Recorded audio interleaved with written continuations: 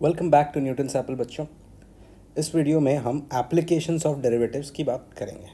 ठीक है, तो इसमें बेसिकली हम समझेंगे कि हमने जो डेरिवेटिव्स का कॉन्सेप्ट बिल्ड किया उसको हम डिफरेंट सिचुएशंस में अप्लाई किस तरह से करते हैं और किस तरह से हम उन्हें यूज़ करेंगे इन डिफरेंट सिचुएशंस। तो सबसे पहले हम ये देखेंगे ना कि कैसे वो हमें अलाउ करेगा instantaneous rate of change different situations में फाइंड आउट करने के लिए। देन लास्टली हम एक बहुत इंपॉर्टेंट कॉन्सेप्ट बिल्ड करेंगे जो थ्रू आउट हमें काम देगा मैक्सिमम एंड मिनिमम वैल्यू निकालना ऑफ अ फंक्शन। ठीक है बच्चों, तो चलिए शुरू करते हैं।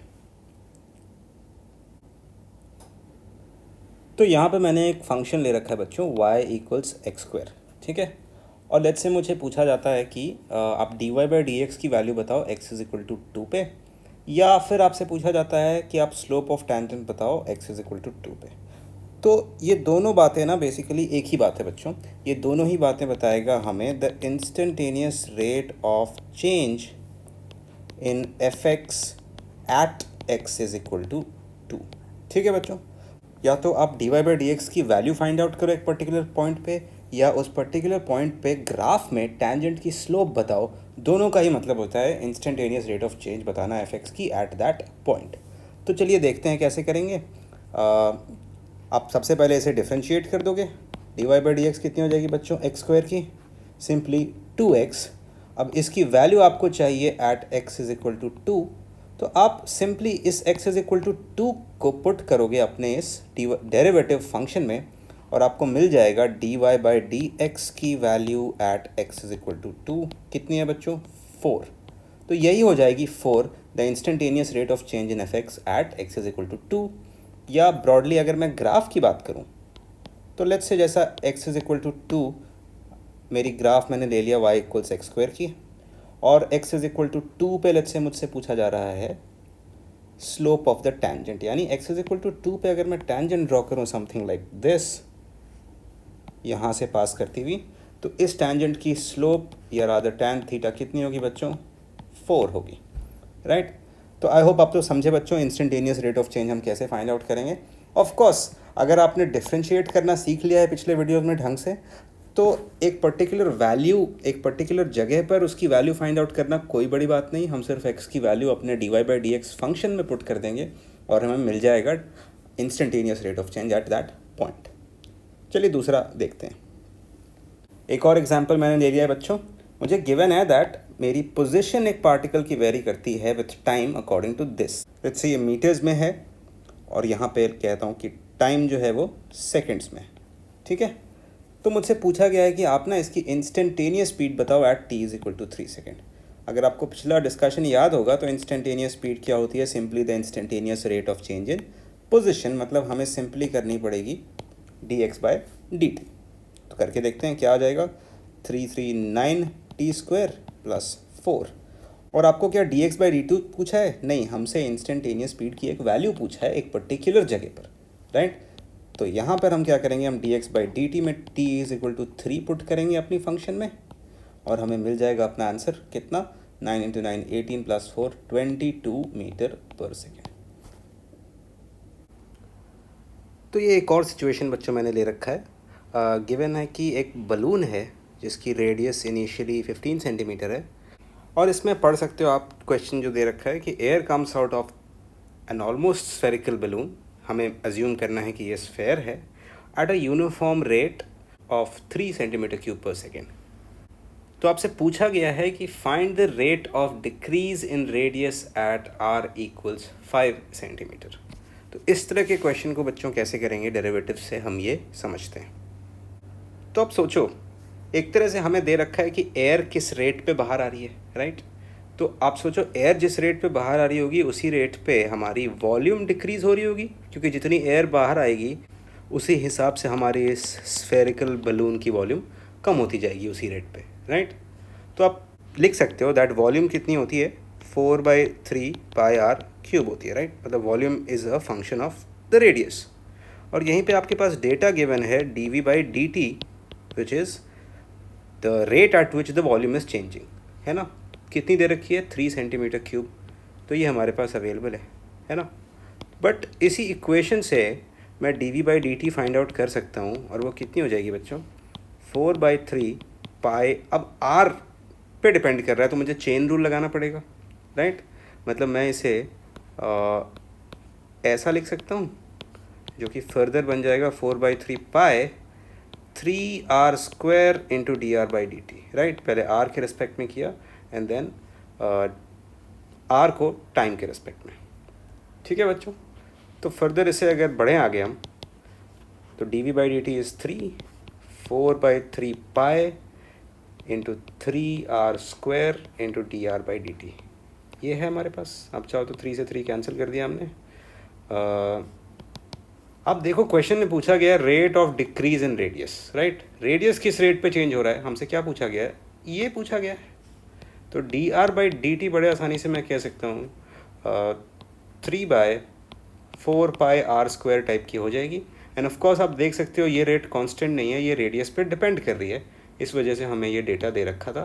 तो बड़ी इजीली आप बता सकते हो क्या हो जाएगी रेट, 3/4 पाई 5 की स्क्वायर, राइट, इतनी cm। अब आप चाहो तो यूनिट्स चेक कर सकते हो, सिंस सारा हमने सेंटीमीटर्स में ही लिया है, तो ये सेंटीमीटर पर सेकेंड ही हो जाएगी, राइट। 3/25 इंटू 100 पाई सेंटीमीटर पर सेकेंड, दैट्स योर आंसर। तो आई होप आप समझ गए बच्चों कि कैसे हमने एक प्रैक्टिकल सिचुएशन में रेट ऑफ चेंज को अप्लाई किया। हमें दे रखा था कि वॉल्यूम किस रेट से चेंज हो रहा है, और हमसे पूछा गया एक दूसरी रेट ऑफ चेंज कि रेडियस किस रेट से चेंज होगी। चलिए बच्चों समझते हैं किसी फंक्शन की मैक्सिमम और मिनिमम वैल्यू हम किस तरह से फाइंड आउट करेंगे। तो यहाँ पे मैंने एक फंक्शन ले रखा है, और ये कैसी फंक्शन है बच्चों, तो मैं स्पेसिफाई करता हूँ, ये एक इंक्रीजिंग फंक्शन है। इंक्रीजिंग फंक्शन कहने का मतलब बच्चों कि अगर आप पॉजिटिव एक्स की तरफ बढ़ते जाओगे, मतलब when you keep increasing the values of x, जैसे ही एक्स की वैल्यूज़ बढ़ती जा रही है, तो आप देखो वाई की भी जो वैल्यूज़ है वो भी बढ़ती जा रही है, राइट। ऐसी फंक्शन को हम एक इंक्रीजिंग फंक्शन कहते हैं, ठीक है बच्चों। तो लेट्स से मुझसे अब ऐसे ही फंक्शन पे कहा है कि आप टैंजेंट एक बार ज़रा ड्रॉ करो सारे पॉइंट्स पे, राइट। तो विजुअलाइज करते हैं बच्चों क्या होगा। लेट्स से मैंने यहाँ भी टैंजेंट ड्रॉ कर दिया लाइक दिस, यहाँ भी टैंजेंट ड्रॉ कर दिया like this, like this, like this. अब सोचो जितने भी टैंजेंट्स ड्रॉ किए हैं सभी की एक्स एक्सिस के साथ आप इंक्लिनेशन एक बार विजुअलाइज करो, θ1, θ2, लेट्स से θ3, लेट्स से इधर θ4। तो सभी थीटास कैसे हैं बच्चों, एक्यूट है, राइट। तो इन सब की अगर मैं tan थीटा की बात करूं तो वो भी पॉजिटिव आने वाली है। मतलब इन सारे स्लोप्स की अगर मैं बात करूं, slope which is dy/dx eight that point, तो वो भी कैसे आने वाले हैं बच्चों, पॉजिटिव आने वाले हैं, राइट। मतलब एक इंक्रीजिंग फंक्शन के लिए, कोई फंक्शन जो इंक्रीज कर रही है, dy/dx कैसी होती है बच्चों, पॉजिटिव होती है। अब दूसरा केस लेते हैं जिसमें फंक्शन डिक्रीज कर रही होगी। तो लेट्स से मैंने दूसरा केस ले रखा है एक फंक्शन का, जो थ्रू आउट आप देख सकते हो जैसे जैसे हम पॉजिटिव एक्स की तरफ जा रहे हैं इसकी वैल्यूज़ वाई की डिक्रीज़ कर रही है, राइट बच्चों। ऐसे ही फंक्शन को हम डिक्रीजिंग फंक्शन कहते हैं, राइट। तो ऐसे जगह पे आप देखो, जब मैं इन पॉइंट्स पर अगर यहाँ पे टेंजेंट्स प्लॉट करूँ, आप देख सकते हो like this and like this, सारी थीटा जो आ रहे हैं, this one, this one, this one, कैसे आ रहे हैं बच्चों, ऑब्ट्यूज आ रहे हैं, राइट। मतलब इन सब के लिए अगर tan थीटा की बात करूं तो कैसी आएगी बच्चों, नेगेटिव आएगी, of course, because second quadrant में है tan, तो नेचुरली dy/dx भी कैसी आएगी, नेगेटिव आएगी। तो अगर एक फंक्शन इंक्रीजिंग है तो dy/dx पॉजिटिव रहती है, वहीं डिक्रीजिंग है तो dy/dx नेगेटिव रहती है, ठीक है बच्चों। तो मैं चाहूँगा बच्चों आप इमेजिन करो ये दो सिचुएशन जो मैंने यहाँ ले रखी है, राइट। इस केस में फंक्शन इंक्रीज करके डिक्रीज कर रही है, और फर्स्ट केस, इस सेकंड केस में ये डिक्रीज करके इंक्रीज कर रही है, राइट बच्चों। तो दोनों ही केस में अगर आप देखो, एक पॉइंट जो ये मिल रही है जहाँ पे इस केस में मैक्सिमम वैल्यू आ रही है, राइट, मैक्सिमम वैल्यू, और इस केस में मिनिमम वैल्यू आ रही है, राइट, सबसे कम वैल्यू सबसे ज़्यादा वैल्यू। दोनों ही केस में आप देखो, अगर मैं टेंजेंट ड्रॉ करूँ like may be this, it is coming out to be parallel, ये एक्स एक्सिस के पैरेलल आ रही है, इधर भी आप देखो एक्स एक्सिस के पैरेलल आ रही है, राइट। तो इसकी इंक्लिनेशन या tan थीटा कितनी हो जाएगी, एक्स एक्सिस के साथ एंगल तो 0 बन रहा है, तो मैं दोनों ही केस में कह सकता हूँ कि tan theta slope of the tangent at this point is 0, या मैं कह सकता हूँ dy by D X is equal to 0। तो एक बात तो क्लियर हो रही है कि कहीं पे भी अगर हमें मैक्सिमम या मिनिमम वैल्यू मिलेगी वहाँ पे dy बाई डी एक्स की वैल्यू कितने आने वाली है, 0 आने वाली है। तो ऐसे पॉइंट्स को ना बच्चों हम मैथ्स में क्रिटिकल पॉइंट्स कहते हैं, राइट। मतलब वो पॉइंट्स जहाँ पे dy बाई डी एक्स की वैल्यू 0 है। अब जहाँ पे आपको पता है कि क्रिटिकल पॉइंट्स मिले हैं वहाँ पे या तो मैक्सिमम वैल्यू मिल सकती है या तो मिनिमम वैल्यू मिल सकती है, राइट। तो हमारा अप्रोच ये होगा कि पहले एक फंक्शन की हम क्रिटिकल पॉइंट्स फाइंड आउट करेंगे, राइट। उससे हमें पता चलेगा कि वेदर और नॉट इसकी एक मैक्सिमम वैल्यू या मिनिमम वैल्यू है या नहीं। Once we have found the critical point, तब हमें नेक्स्ट स्टेज में चेक करना होगा कि वो मैक्सिमम है या मिनिमम है, ठीक है।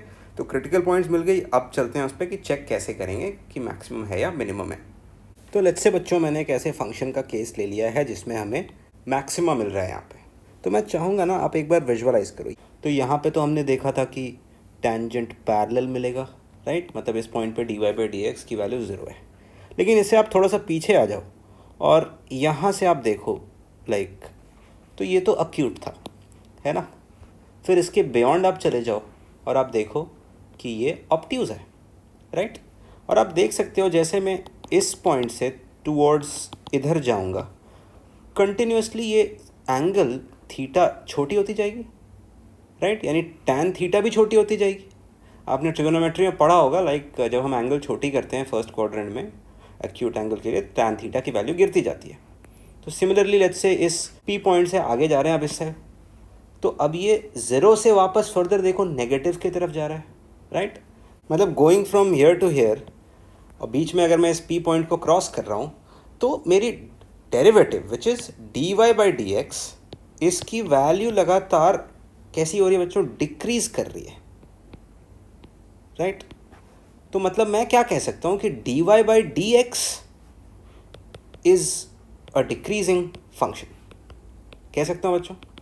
तो अगर आप सोचो dy बाई डी एक्स अपने आप में जो कि एक मैथमेटिकल फंक्शन है वो डिक्रीजिंग है, तो हमने डिक्रीजिंग फंक्शन के बारे में क्या पढ़ा था बच्चों कि उनकी डेरिवेटिव कैसी होती है, नेगेटिव होती है, राइट। तो मतलब अगर इसकी फिर से मैं डेरिवेटिव ले लूँ with respect to x like this, इस फंक्शन की dy by D X function की, तो ये मुझे नेगेटिव मिलनी चाहिए, राइट बच्चों। तो इसी बात को ना मैथमेटिक्स में कभी कभी हम इस तरह से लिखते हैं d2y by D x to, जिसका मतलब है the double derivative. Double derivative कहने का मतलब एक फंक्शन को हम 2 बार डिफ्रेंशिएट कर रहे हैं, राइट। पहली बार किया तो dy बाई डी एक्स और फिर से किया तो d2y by D x to. मतलब इस केस में हमें d2y by D x to negative मिल रहा है। किस केस में बच्चों, जब ये मैक्सिमम वैल्यू हमें मिल रही थी। मतलब अगर क्रिटिकल पॉइंट पर जिस जगह एट क्रिटिकल पॉइंट जिस जगह हमें dy बाई डी एक्स की वैल्यू 0 मिलती है, अगर उस जगह d2y by D x two की वैल्यू नेगेटिव मिलने लगी, मतलब वो मैक्सिमम वैल्यू मिलेगी हमें वहाँ पे फंक्शन की, ठीक है बच्चों। तो नेक्स्ट केस मिनिमा का केस आप नेचुरली समझ सकते हो बहुत इजीली, वो भी आपको दिखाता हूँ, राइट बच्चों। तो यहाँ पे मैंने एक मिनिमा का केस दे रखा है, P हमारी क्रिटिकल पॉइंट है, राइट। तो ऑफकोर्स क्रिटिकल पॉइंट पे dy बाई डी एक्स 0 मिल रहा है। अब यहाँ पे आप देखो जैसे इसके लेफ्टवर्ड जाऊँ मुझे स्लोप नेगेटिव मिल रही है क्योंकि ऑब्ट्यूज एंगल बन रहा है, राइट। और जैसे इधर जाओ मुझे एक्यूट एंगल मिल रहा है, यानी स्लोप पॉजिटिव हो गई। तो जब आप इधर से इधर यानी पॉजिटिव x की तरफ जा रहे थे, स्लोप नेगेटिव से लेस नेगेटिव होती होती 0 हो गई एंड देन फर्दर पॉजिटिव हो गई। एक बात तो साफ है कि यहाँ पे dy by D x is an increasing function. तो सेम पिछला वाला आर्ग्यूमेंट यूज़ करके मैं कह सकता हूँ कि इस फंक्शन की डेरिवेटिव कैसी होगी बच्चों, पॉजिटिव होगी। यानी D by D X of dy by D X, the derivative of dy by D X with respect to x is positive. और जैसा मैंने आपको बताया इसे हम d2y by D x to करके भी लिखते हैं। तो जब d2y by D x two की वैल्यू हम चेक करें कहाँ पर, क्रिटिकल पॉइंट पर, क्रिटिकल पॉइंट पर, और अगर ये पॉजिटिव मिल जाए तो इसका मतलब है बच्चों कि ये कैसी वैल्यू देगी, हमें मिनिमम वैल्यू देगी। एक एग्जाम्पल से इसे समझेंगे तो बेटर रहेगा बच्चों।